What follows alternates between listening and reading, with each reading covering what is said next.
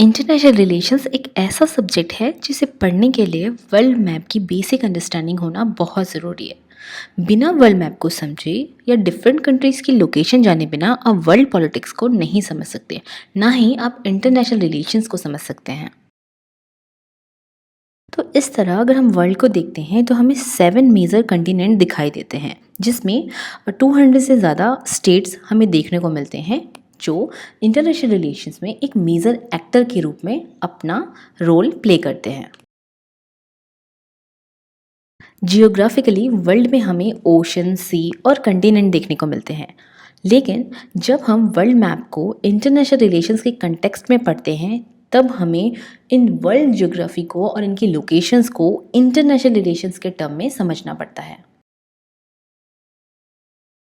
जिसमें हमें major continent, important ocean and sea, important strait, important maritime choke points, important gulf, geo strategic location, geo strategic island countries, major sea line of communication, इन सब चीज़ों की locations को हमें international relations के term में समझना पड़ता है।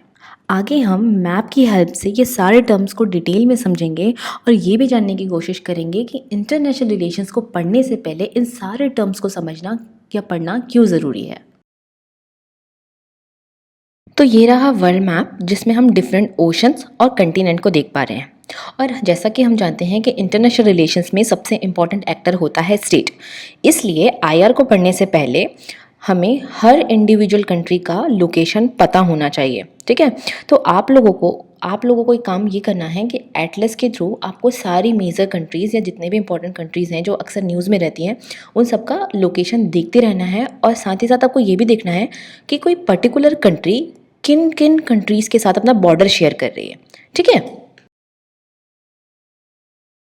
तो ये रहा वर्ल्ड मैप। तो अगर हम वर्ल्ड मैप को ईस्ट से, वर्ल्ड मैप की स्टडी अगर करें ईस्ट से, तो हमें यहाँ पे साउथ ईस्ट एशियन कंट्री देखने को मिलते हैं। ठीक है, और यहाँ पे है साउथ एशियन कंट्री, ये है चाइना, रशिया, और ये है इंडिया, पाकिस्तान, ईरान। ये हमें मिडिल ईस्ट कंट्री देखने को मिल रहा है। यहाँ पे अफ्रीकन कंट्रीज़, और ऊपर में हम जस्ट देखेंगे तो यूरोप, और ये है नॉर्थ अमेरिका, ये है साउथ अमेरिका। तो ये मैंने आपको एक ओवरऑल मैप को बता दिया। मैं सारी कंट्रीज़ अभी इस वीडियो में नहीं बता सकती, अदरवाइज़ ये वीडियो बहुत लंबा हो जाएगा। मैं यहाँ पे आपको सिर्फ आइडिया दे सकती हूँ कि आपको स्टडी कैसे करनी है। ठीक है, और ये याद रखिएगा कि कभी भी आप वर्ल्ड मैप को पढ़ेंगे या अंडरस्टैंड करने की कोशिश करेंगे तो एक दिन में चीज़ें याद नहीं होंगी।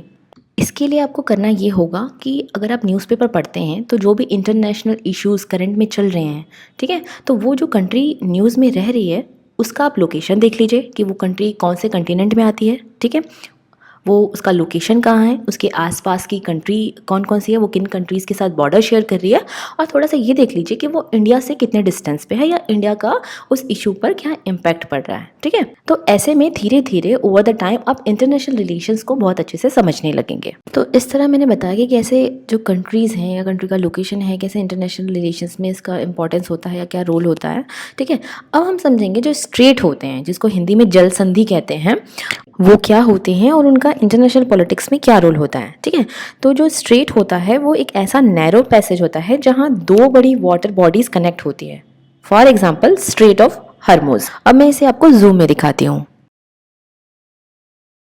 तो ये रहा आपका जूम में मैप। यहाँ पे है स्ट्रेट ऑफ हर्मुज का लोकेशन। यहाँ पे आसपास की कंट्रीज़ देख लीजिए, ईरान है, ये ओमान है, ये सऊदी अरेबिया है, पाकिस्तान है, इंडिया है। ठीक है, अब मैं आपको बताऊंगी कि स्ट्रेट्स को पढ़ना क्यों इंपॉर्टेंट होता है या फिर ये इंटरनेशनल पॉलिटिक्स को कैसे शेप देते हैं, ये मैं एग्जांपल के थ्रू बताऊंगी।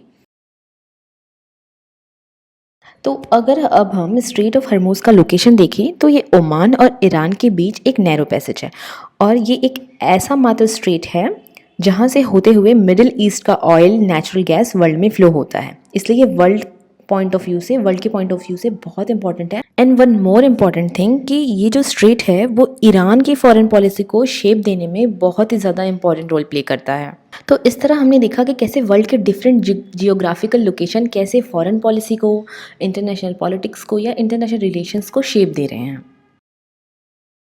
तो ये तो मैंने आपको स्ट्रेट ऑफ हर्मुज का एग्जांपल दिया।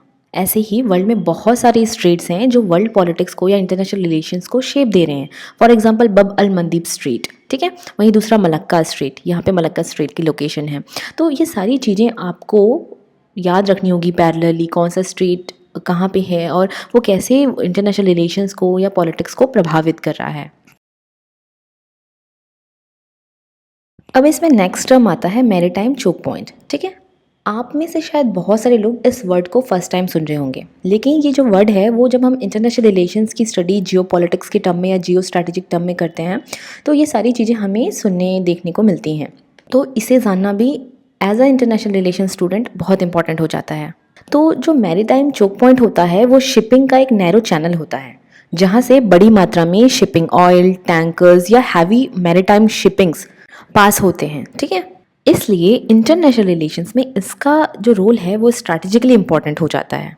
यहाँ पर कुछ इंपॉर्टेंट मैरीटाइम चोक पॉइंट्स हैं जैसे कि Suez canal, Bab al Mandeb strait, strait of Hormuz, Malacca strait. ये सब वर्ल्ड के कुछ इंपॉर्टेंट चोक पॉइंट हैं। और ये इंपॉर्टेंट क्यों हैं? क्योंकि अब देखिए यहाँ पे जो रास्ता है बहुत नैरो है। मान लीजिए कोई ऐसे वॉर वाली सिचुएशन में कोई कंट्री इसे ब्लॉक कर देता है तो सोचे कितनी शिपिंग्स, कितना जो फ्लो हो रहा है किसी भी प्रोडक्ट्स का, गुड्स का, शिपिंग ऑयल्स का, वेसल्स का, वो सब रुक जाएगा, है ना। इसलिए ये बहुत ही ज़्यादा इंपॉर्टेंट होता है इंटरनेशनल रिलेशंस में। अब नेक्स्ट टर्म आता है जियो स्ट्रैटेजिक लोकेशन। ठीक है, तो जियो स्ट्रैटेजिक लोकेशन को हम ऐसे समझ सकते हैं कि जब किसी स्टेट की फॉरेन पॉलिसी में कोई particular geography major role play करती है या कहीं की कोई स्पेसिफिक लोकेशन इंटरनेशनल रिलेशंस या वर्ल्ड पॉलिटिक्स को इफेक्ट कर रहा होता है तो वो जियो स्ट्रैटेजिक लोकेशन कहलाता है।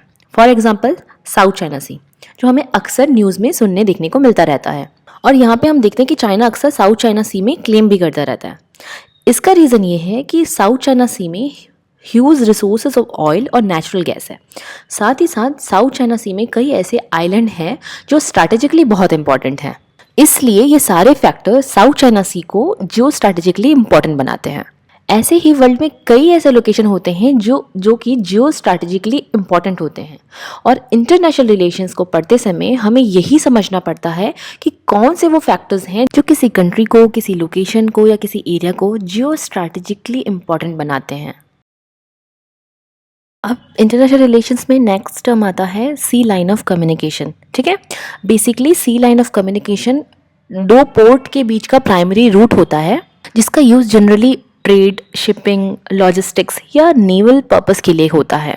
और सी लाइन ऑफ कम्युनिकेशन के थ्रू वर्ल्ड का 90% ट्रेड होता है और वर्ल्ड की जो मेजर इकोनॉमी होती है उसका ट्रेड और कॉमर्स इसी सी लाइन ऑफ कम्युनिकेशन पर डिपेंड करता है।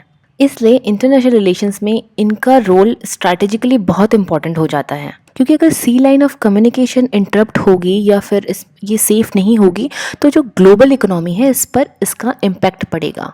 ठीक है, तो इसलिए सी लाइन ऑफ कम्युनिकेशन को भी समझना इंटरनेशनल रिलेशंस में बहुत ज़रूरी है। यहाँ पे मैंने जो इमेज यूज़ किया है इसको इतना सीरियसली लेने की ज़रूरत नहीं है, इसलिए मैंने यहाँ पे इसे यूज़ किया है ताकि आपको जो सी लाइन ऑफ कम्युनिकेशन का जो रूट है वो बस समझ आ जाए। ठीक है, आई होप आपको इस वीडियो से ये समझ आया होगा कि इंटरनेशनल रिलेशंस पढ़ने से पहले आपको कौन कौन से फैक्टर्स की स्टडी करनी होगी और वो कौन कौन से फैक्टर हैं जो इंटरनेशनल रिलेशंस को इम्पैक्ट करते हैं। ठीक है, इसके अगले वीडियो में हम इंटरनेशनल रिलेशंस के टर्म्स, कुछ इंपॉर्टेंट टर्म्स को समझने की कोशिश करेंगे।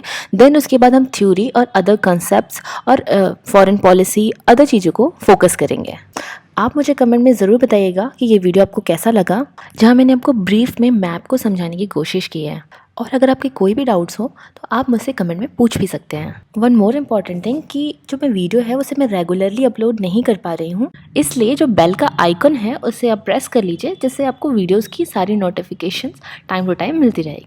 Till then, bye bye and keep learning.